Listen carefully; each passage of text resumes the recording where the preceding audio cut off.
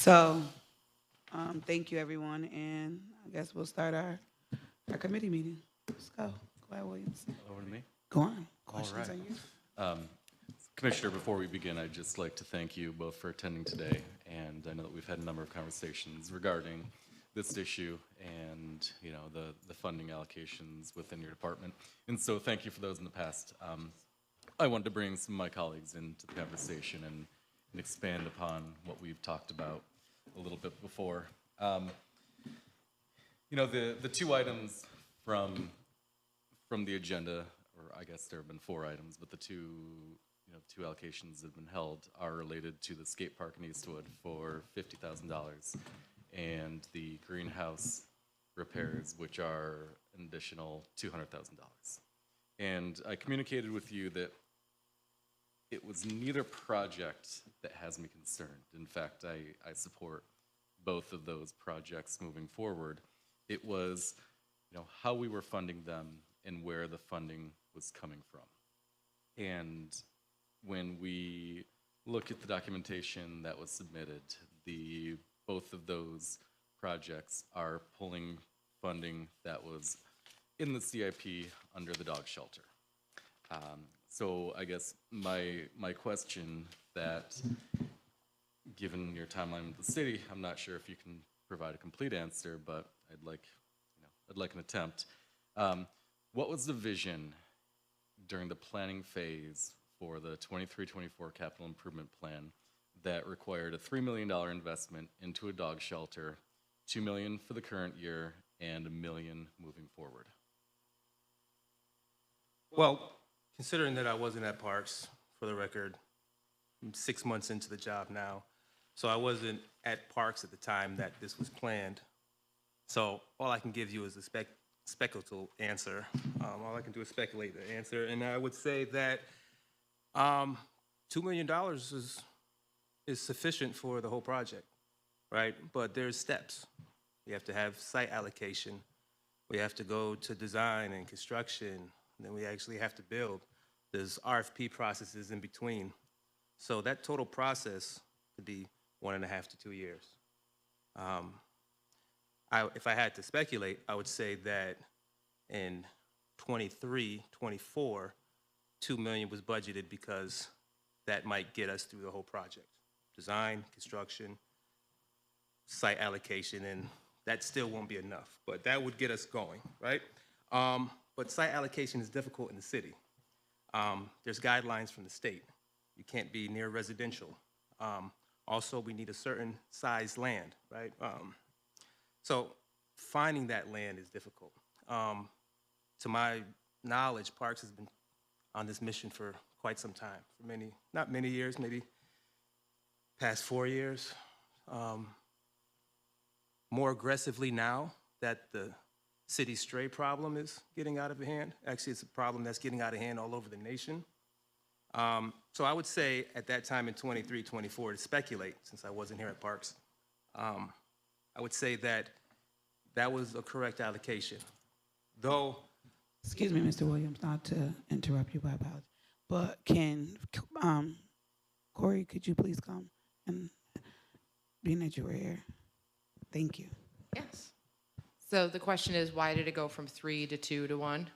Essentially, what was the vision at that point? The 3 to 2 to 1 is kind of the follow-up where we're going. But at that point, what was the idea? What was the vision? Because it shows up in the 23-24 budget for positions.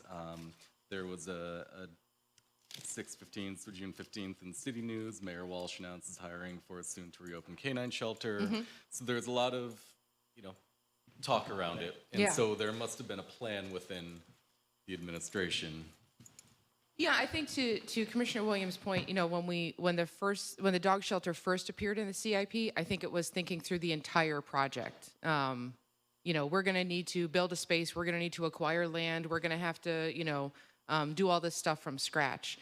I think, and part of it too, that there are grant opportunities that exist also for us to partner with another municipality. And so it was also trying to make sure that if we were to apply for a grant, we could demonstrate that we had some skin in the game. I think as the CIP process has been more refined, I think the budget office has really posed the question to departments, what do you realistically think that you could get done within the next year?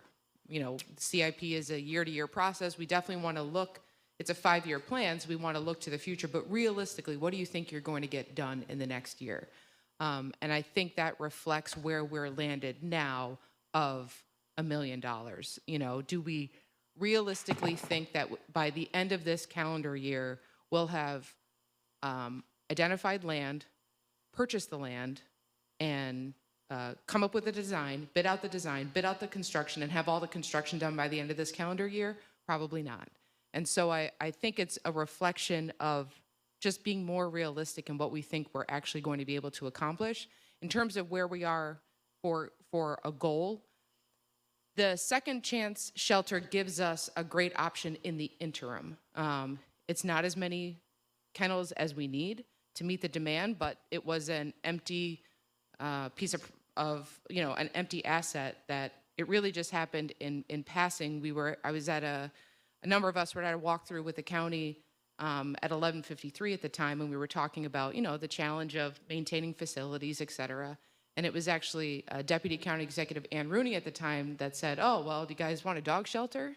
And it was just kind of a one-off joke. And I said, "Yes, actually, we do." And so that kind of went down the road of second chance. But really, I think the goal for the administration would be a municipal-run shelter, because in that sense, we're in control of our own fate to meet the needs of the community, whereas right now we are relying heavily on outside agencies, outside vendors to provide these services, and there's just not a lot of competition for those vendors. So if our current vendors decided they don't want to be in the business anymore, we don't really have a plan B, and so we want to make sure that, like other municipalities have done, we're having our own shelters. Am I answering the question, Counselor? You can give me the cut sign if I'm not at all. No. I feel like I'm writing more things down. I feel like Have you're more giving questions? me additional That's questions. the best kind of answer, is the one that spawns more absolutely. questions. For sure.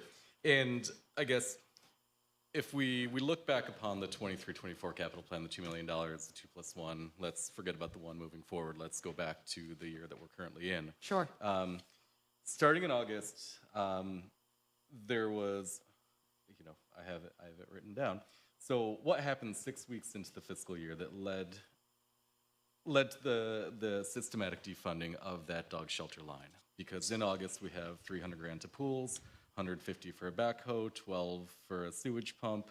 November 23, $180 for Thornton Park water, $100,000 facility improvement. Then after I joined the council, on the agendas we saw $200 for the greenhouse, $350 for vehicles, an additional $50 for the skate park. And so that represents more than $1.3 million of that too. So what happened really quickly that led you and the administration to kind of change course and start to spend that line down on not the dog shelter? Right. So speaking for last year, at least from a department standpoint, we view the capital plan, it's delivered to the council in January. And so from an operational standpoint, we really see it as a January to January budget. So it doesn't quite line up with the fiscal year. I mean, Frank and other folks here can go into more of how that financing works and all that. But from an operational standpoint, the capital plan is put together, towards the end of the calendar year. It's delivered to the council in January. So from an operational standpoint, we see capital as January to January. So last year, once we started to hit that August timeframe and realized, I don't think we're going to end up spending $2 million on costs related to the dog shelter this year, because we still don't have a facility, we still don't have a site, and that we were in that position for a number of reasons that I won't go into right now. But and the capital plan is also a plan, and so what's that? And required by charter, but it's a plan, and that's why when we create the plan, we come before council to say, this was in the plan, we'd like to authorize the spending, because it's separate than, it's a plan, and plans shift. And so, once we started to hit the end of calendar year last year, when we hit that August timeframe and realized we have all these other needs, some of which we likely didn't account for because we didn't know they were going to be needs, or things ended up being more expensive than we thought, let's reallocate some of this money that we know we're not going to spend to the needs that we have right now. while continuing the work on the dog shelter. Is that? Yeah, no, I understand, and I recognize that there is the need for mid-course adjustments. But, you know, if you spent $1.3 million out of that, and last year the capital plan submitted was $9.7 million, that 1.3 represents about 13% of the spending, which is $1 out of $8. So from a planning perspective, how did you miss the mark so badly that $1 out of $8 went somewhere else? I mean, I think it's a fair criticism. I think also a constructive criticism specific to parks, and this is in part why Commissioner Williams was such a solid candidate for the commissioner position because of his background in facilities. We get feedback often from the community that it's parks and recreation. It's parks and recreation. And so much of the attention often goes to recreation, which is important and serves the needs of young people in our community, you know, older people, goes really across the board. But, you know, and I've said it at this mic before, you know, we need to have a much better plan. And again, this plays to Commissioner Williams' strength on planning for our facilities and maintaining our facilities. It's great to have new programs, and that's something that Parks also needs to do, but that's an issue when, you know, we haven't invested as we had in pools, and we haven't invested what we have in community centers. A lot of the community centers look very similar as they did when I went there, you know, longer ago than I would have liked to admit, but when I went to Sunny Crescent Middle School, it pretty much looks about the same as it does now. And, you know, this is why engineering has engaged in part on a facilities assessment so that it can do some of the work for Commissioner Williams to let him know what his priorities need to be in terms of maintaining facilities. This is in part the strategic plan that Commissioner Williams is interested in doing to make sure that we are keeping our facilities functioning, keeping them evolving and meeting with the changing needs of the community. But I think that's a fair criticism, Councilor Williams, that from a planning perspective, many departments do it very well. You know, the fire department usually does a really excellent job in planning exactly what they need for the entire year.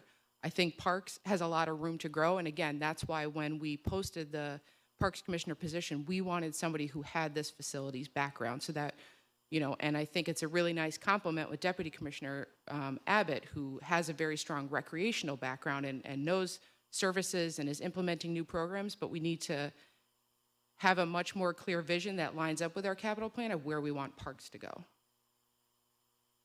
You know, I have a little experience in parks. Yes. Every capital budget, in my time in parks, was always aspirational. It was not locked because we had to be flexible and nimble enough. I remember years ago when we had 500 to 600 softball teams playing every summer. And we had to come up with lighted fields and things like that. We had to do a lot of shifting around. The National Sports Festival was here the second one of the years I was in the Parks Department. We had to do a lot of things as far as improvement. I think as a council, we always want to be aware when there's transferring of funds. We also want to be aware of where the capital money's coming from.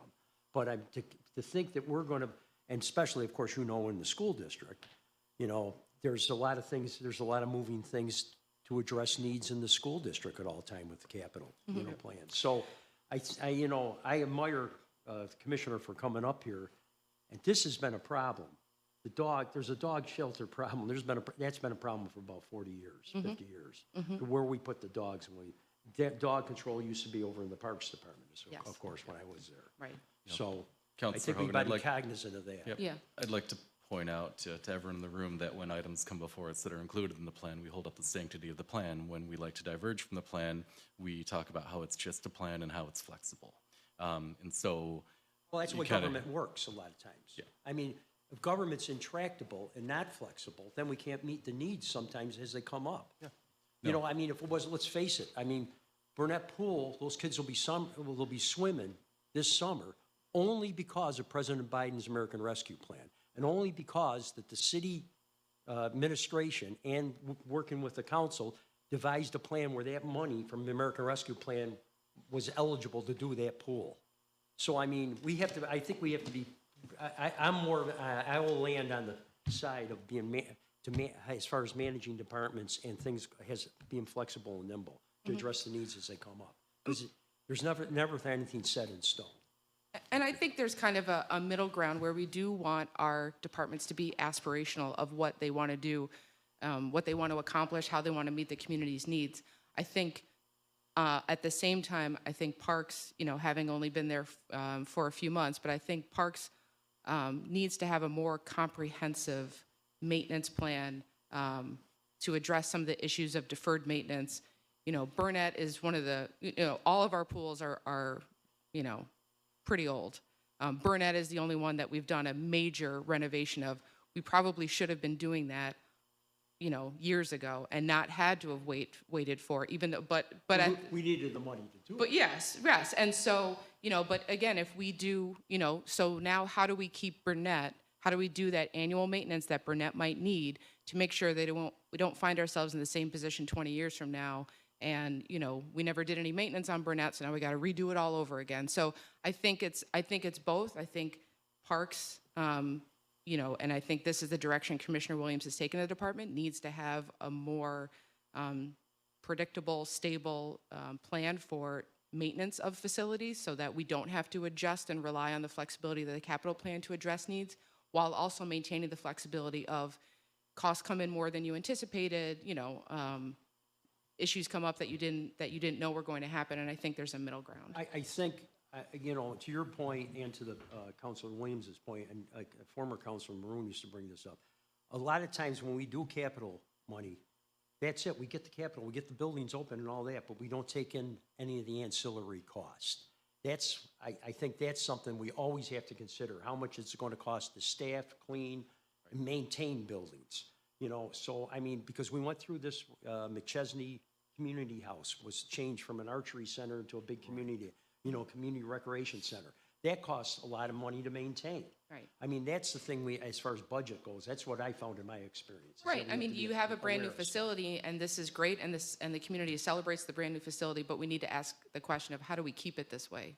What's the annual maintenance that we need to do? And again, I think with Commissioner Williams' background, I think Parks is headed in a very strong direction to make sure that we can ensure the capital plan balances our aspirations, but also with what we know are going to be anticipated needs throughout the year. And I think that was, pardon me.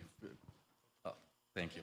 I think that Councilor Hogan segued nicely into the operational costs moving forward. In terms of the budget for last fiscal year, there were 8 positions for dog control, and I guess Commissioner, you might be able to join back into the conversation at this point. 8 positions budgeted at $466,000. And when we refer to both the message from the mayor in the budget and the press release from the prior day, that $466,000 was related to the Second Chance Shelter up in Jamesville. Right. And so we're staffing a 16-dog shelter with a $466,000 operating budget. And now we're talking about building a long-term municipal shelter. You mentioned Second Chance being kind of the interim. If we move ahead with the multi-million-dollar investment into the dog shelter, what are we looking at for staffing and costs to maintain that? Right. Where's the money coming from year after year after year, kind of in perpetuity? Yeah, I think it's a little, and Commissioner Williams, feel free to jump in. I think it's a little bit early to say how many staff we're going to need, but I will say this, that's something that we're aware of. And I'm currently connected with other municipalities where I'm requesting their financials. I would like to see who internally staffs, the cost for that, and also who contracts out for staffing and the cost for that. So currently I'm working with a contact from Ags and Markets, and I'm being connected with the municipalities that staff internally and also staff externally using contracted staff. So that's on my mind. And I also would like to dial back to, there was something you mentioned, and I just want to provide some clarity. You said defund the project or defund the dog shelter. That might be true, where we were using funds that were just an allocation for the dog shelter for operational needs. But I made sure that there was enough in there to get us through the next phase of site allocation. Like, we only have a couple months until the next fiscal year, so as a new commissioner, I said, okay, let's make sure we have enough to at least start the process of getting us into a site, right? So then I budgeted everything, and we're not defunding the idea of the dog shelter. If things are rolling, we'll reallocate something to it. It's like a balancing game coming in as a new commissioner, working with a capital plan that I did not create. So it's kind of like I have to balance. And I just want to say for the record that, and we spoke about this, Counselor, I will continue to have to balance until I can put my own capital plan together based on evaluations that I made while as commissioner. But even then, right, this is city government. There are going to be things that pop up. Even when I make my plan, there's going to be far less. But I have a question. I would just like to know what you would like to see and how we move forward, because as a new commissioner, I think we play for the same team. And I would like to hear your thoughts on your vision on how you would like this to go. I just stated that I will have to reallocate stuff to make sure that we meet operational needs all next year, so you'll probably be seeing me move something that was an idea and allocation to something else that will be an operational need. And like we spoke, I will make sure that I vet these things and back them very extensively. Other than that, I would love to hear how you like this to go moving forward, because I'm committed to the process and to I call her Chief. To Corey's point, I didn't even know what to say. I don't know your official title, Corey. I apologize. You make people call you chief? Well, she is the chief of, chief operating officer, so that's chief to me. I just got a new name for you, Corey. But to Chief's point, I am committed to doing these building evaluations, and I'm already finding things. So that's why I told you, Counselor, that we are going to have to reallocate. But even then, even when I put together my own capital plan, I'm sure that operational needs are still going to pop up that I wasn't aware of. Just think about it. We're the Parks Department. We have 8 sub-departments, forestry, and I could just name them all. But each one of those has dollars attached to it with the potential of things popping up. So I would love to hear how we can move forward and what you would like to see moving forward through these council sessions and these legislation meetings. Yep. And I think this is an opportunity for some other folks up here to jump in with what they'd like to see in terms of this moving forward. What I would like to see is a more, concrete laid out plan in terms of if we've got another $1 million coming up. It kind of feels like I gave you $2 to go to the store to get milk. The store was closed, so you spend it on candy, and you're coming back and asking for money for that milk. Candy is something that's not a need. Like, I don't really need candy all the time, but if it was water, I might need water to sustain my life. Fair. So Fair I point. see some of these projects that we, that were idea and we had to reallocate for operational needs. I see that as water for sustaining life. But to your point, I just want to make sure I let you know that you have very fair points. And if I had to guess, like we spoke, the foundation of this meeting is to reiterate the importance of proper planning. Would that be a fair assumption? I think that's fair. And I can tell you that I'm committed to that process. I just want to mention that historically, we have seen in parks where allocations from years have rolled over that might have been planned for another project, and they're using portions that have not been used for that project being used for a project that's totally, totally different. So, to Commissioner Point and everything, I think on giving them the chance to create this, create his path moving forward with getting more of a solid plan in front of us, with, projects with the money being used for that project is going to be, is something that we're going to see that's different in parks when we do that. Yeah, I was just going to say as well, to Councilor Hogan's point, with over many years, every department within the city government has changed. And they have different visions. Each administration has changed and has different visions when it comes to what they want and how they want to accommodate the residents here in the city of Syracuse. Given that Commissioner Williams has been here for, 6 months, roughly, you got your hands full with, trying to, in your terms, in your eyes, maybe might be cleaning up, the previous administration, the person that was there previous to you. Not saying that they did a bad job, but there's just a different route that you would like to see the Parks Department go. But prior to you doing that, there's still a lot of things that you have to clean up. You did a great job with allowing the ARPA funds and everything else to help open up pools, to help get more access for many different recreational uses and park uses that we had for all the residents, and also people that come to Syracuse to visit our beautiful facilities and parks, etc. But I would honestly say, as a city councilor, even though this is my second and a half year out of my 4-year term, I'm still learning as things go on, as things still go forward. As many of us that hold positions here in the city of Syracuse, life is a learning game. We learn every day. We do things every day, but you make the best out of it. The work that I've seen you do, you made the best out of it. You made some great changes so far. I like what you're doing, and I just want to say kudos to you, along with many of us, as we're going forward, just to keep doing what you're doing. Just make sure you share all the, pertinent information with us to let us know how things are going. And if you do have to make many different allocations, which you are going to have to because we do it every day, just let us know, that's all. But great work to you, man. Thank you, Councilor. Can we pivot to the greenhouse? What's the scope of the work at the greenhouse? All right, that's what I thought we came here for. I was preparing all night.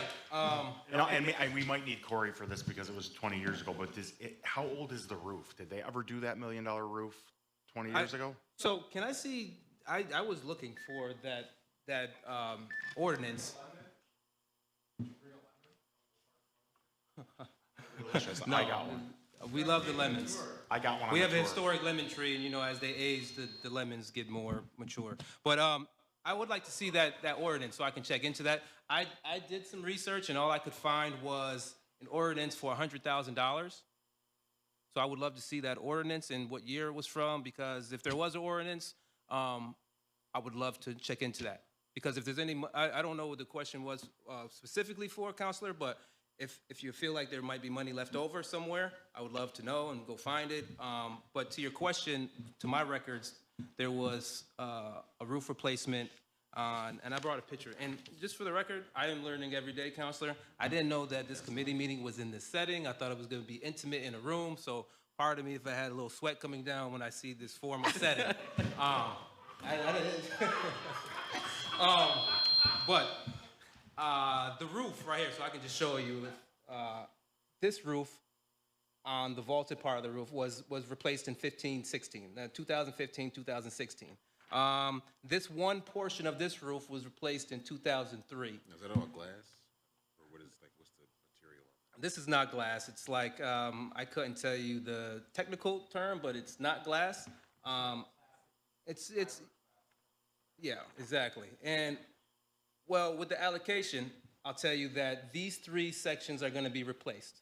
The current product that's on the roof, it's not secure. Like, people jump on the roof and they break in, and several of these, if you see all these holes right here, these are from when, that's plywood right there. These are, I don't even know what it is. It's probably plywood or just something to cover it up, plywood, because folks, unfortunately, have been breaking in. So it's, for one, it's not secure, and for two, this product is faded. The sun can't even get in anymore. So What's the life expectancy on the product? Do you know? Of this product? Yeah. Counselor, I don't know, but it's over 20 years old, so you would think that it's due. But I can get you that information. I have no problem doing that. With the allocation of the $1 million, all three of these roofs will be replaced. Facade around the building will be replaced to match the historical look and product that was there, 20 years ago. We're going to raise the roof on these 3 sections, and that's important because then at that point, it's not currently getting adequate sunlight. So it's going to get adequate sunlight, so more of these bays can actually be used for growing. Currently, all the bays can't be used because they don't get enough sunlight. So now, after raising the roof, adequate sunlight will shine through these 3 bays, and we'll be able to grow more, and this facility will be more functional. Also, there's internal components. I mean, if you got to think about it, when's the last time this place has actually had some money? Things decay. And I can give you a full scope of the work that's being done, but what was indicated on the agenda item is the work that's planned. You know, that was a gem years ago, and the only reason it wasn't maintained is because of the lack of money under different administrations. There just wasn't money for it. Years ago, there would be a huge events, Palm Sunday, Easter Sunday, people would come through, and all the flowers for the city parks were produced there. There was a guy named Ben Couple, who was the park superintendent, a tremendous man I worked with, who really cared about that facility and all the city parks and all the floral arrangements and everything else. It was amazing. But, yeah, Nader remembered. But, I mean, it just, and to see that come back would be a great thing. Thank you, Counselor. And to that point, I thought this was going to be intimate setting, so I brought pictures of what it looked like back then when I have so much about the greenhouse. I'm just not going to pull out my bag on television and show everybody, like, you know. Councilor Hogan had hair back then in those pictures. There's a picture of, Probably in there. there's a picture of Councilor Hogan with Abraham Lincoln when he came to town. Yes. With flowers surrounding. Tall guy. It's beautiful. Commissioner, I want to touch back about the security. We're talking about parks. And, you know, and I want to thank you. You came to the Friends of Schiller Park meeting. We had a lot of discussions. And one of the things came up to me was security, cameras. So what are we budgeting for the security of all of our parks, including the greenhouse? Can you answer that? I can absolutely Thank you. answer that. If you look at that agenda item, security was also on there. This facility needs security updates very bad, and I can't wait to get them in place. Like I said, it's getting broken into left and right. So as commissioner, of course, we don't want that because for so many reasons. Safety, as far as, you know, just safety of the facility and our staff. But can you more specifically repeat your question? Was this relating to the greenhouse or overall? I think I would say overall. I mean, including the greenhouse. Okay. You mentioned some danger, but overall. Okay. You know, what are we doing? You know, to ensure the safety, people feel safe. Overall in our parks, as commissioner, been here 6 months, and since then, you got to understand there's been many instances where I wish we had cameras, and that is definitely a plan. But logistically, that takes a little time, right? Logistically, there's steps that you have to plan and think through before you just put cameras everywhere. For one, right, go ahead. constituents will have concerns about privacy. But to Councilor Caldwell actually has facilitated action for implementing cameras at 4 of our locations, and those are currently being rolled out. We got Okay, so there's a conflict because Friends of Schiller Park, I was told by the chief, yeah, all of our cameras are working. Are they operating? Can you verify that? I mean, that everything is working or not? So, for record, you're speaking about the Syracuse Police Department cameras. Well, yeah, they're in Schiller Park, though, facing Schiller Park. Facing Schiller Park from City Street. From most, right. They're Okay. into that area. So, unfortunately, Counselor, I can't answer that question because that's in the Department of Syracuse Police. All right. But I can look into it for you, for sure.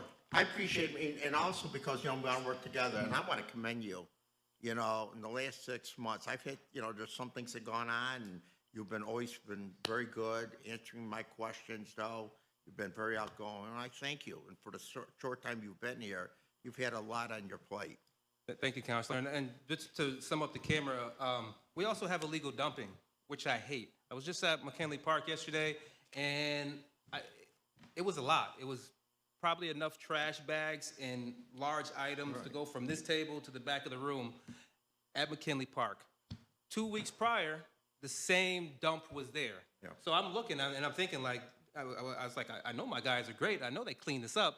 And I had a picture from that dump, and I pull them all up, and nope, it's a separate dump. They're different items. So even to add from safety to illegal dumping, cameras in the parks is definitely something that the Parks Department is currently looking into. I can't give you a timeline on there because there's logistical steps that, I mean, just for instance, I can't even get into it because it's a long list, but I have no problem talking to you off air on that. Thank you. So, Commissioner, so thank you for bringing that up. Some months ago, probably about 6 to 7 months ago, we talked about cameras just before you came in.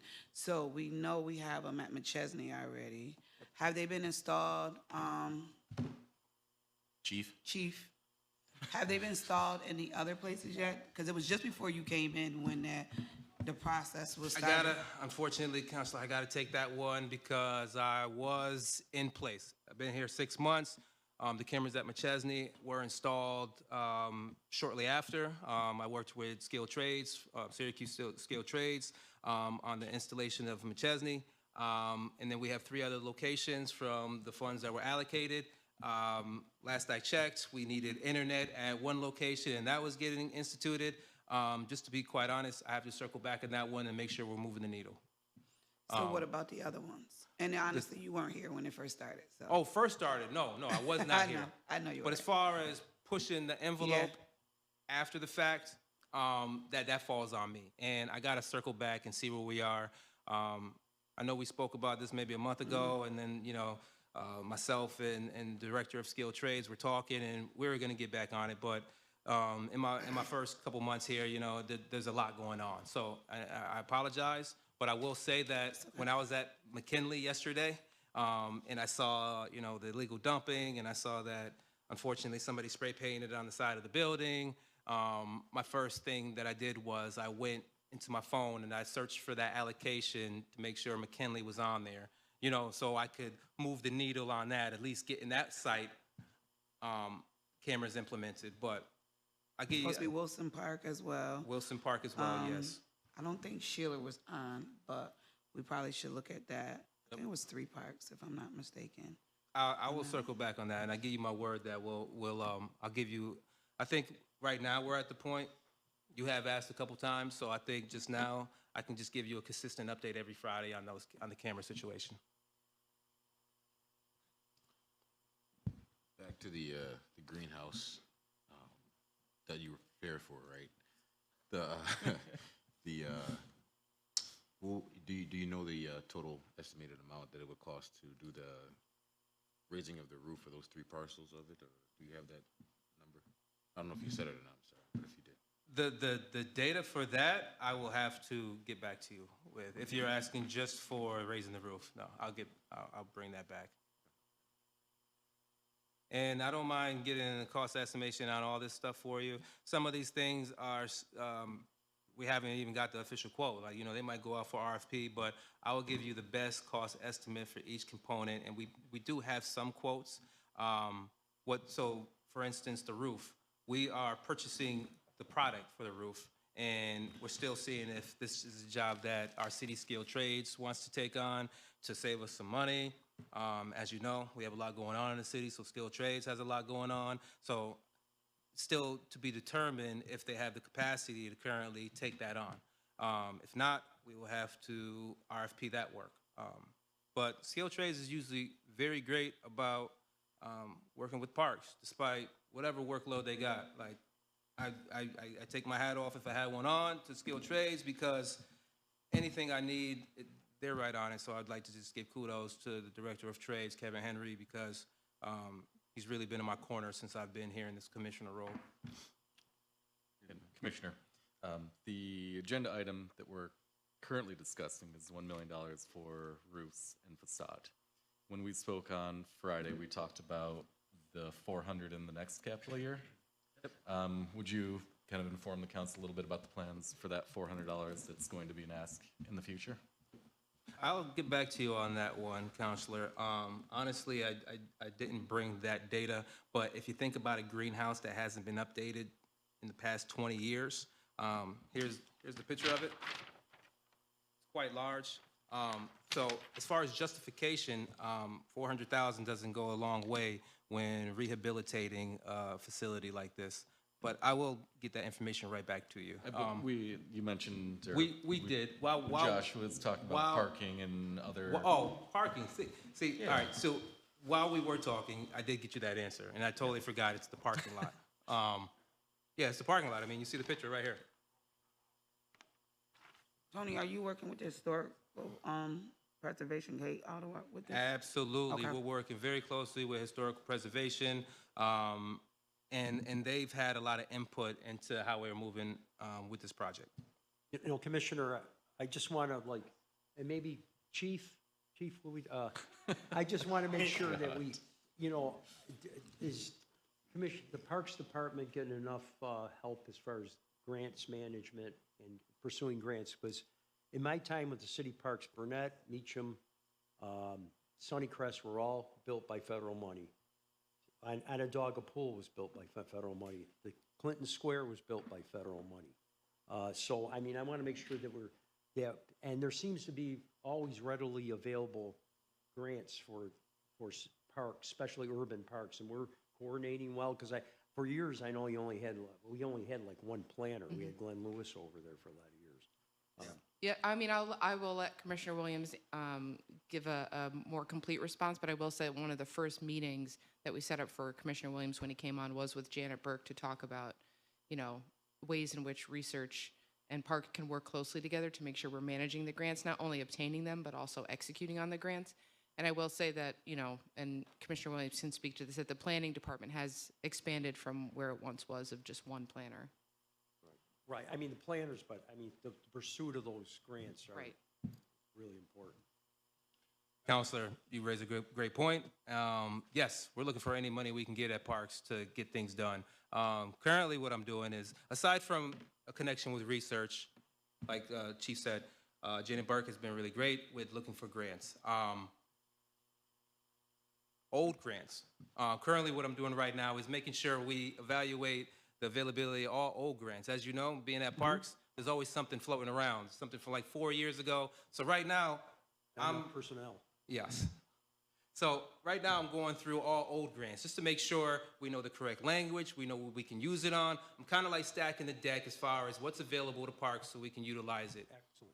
Could we have a meeting on, with Councilor Caldwell's permission, could we have a meeting on that where all those, at some point, maybe just myself, Council Caldwell, and anybody else wants to participate as far as? I would love that, and this would be centric to About facilitation of where the grants. grants are from before and because there was a huge problem for a lot of years there. Yeah, one of my other meetings that I had, you know, as new commissioner was with finance, and Anne-Marie Deegan, Deputy Commissioner of Finance at this time, she's got a great spreadsheet, and she used to be at Parks actually for many years. All the good people were at Parks. So I plan to work closely with her as far as evaluating what's available and utilizing it. But yes, a meeting is very fitting. So, does anybody else have any more questions? Are we all set regarding the agenda items that were put on hold? Yes, Counselor. Are we all set? Yes. Thank you, Commissioner Williams, for everything. And I didn't get a chance to tell you, continue to be, be great. You already know Parks is amazing, and we got to continue to build on it. Thank you. Thank you, everyone. Thank you, everyone. Yeah. Thank you. Tony, I was thinking about you yesterday. Oh, I ain't nothing but a boiled egg this morning. Hi. Yeah, and this was replaced. Hi, Mayor. How you doing?